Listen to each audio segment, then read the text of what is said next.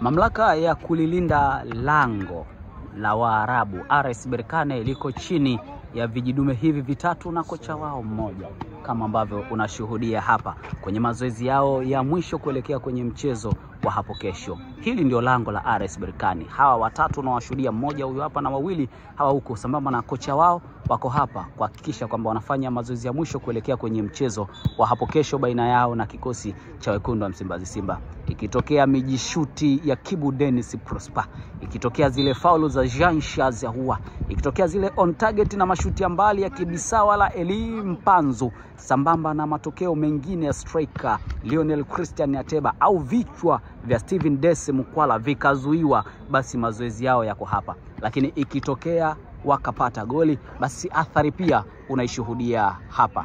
Tazama mazoezi ya manyanda hawa wa kikosi cha RS Berkane wakijiandaa rasmi kuelekea kwenye mchezo wao na kikosi cha wekundu wa Msimbazi Simba hapo kesho, tayari kwa kuona namna gani ambavyo wanakwenda kwenye mchezo huo wa fainali ya kombe la shirikisho barani Afrika katika ardhi hii tukufu ya Zanzibar, kama ambavyo unashuhudia hivyo.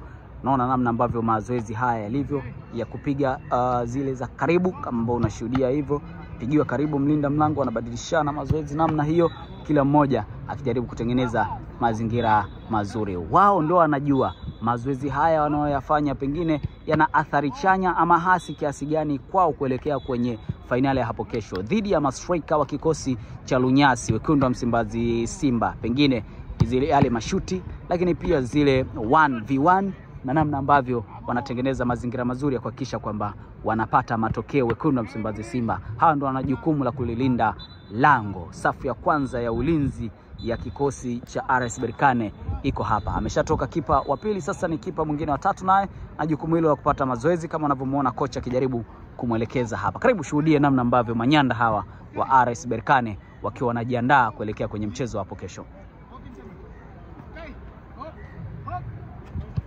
Bravo.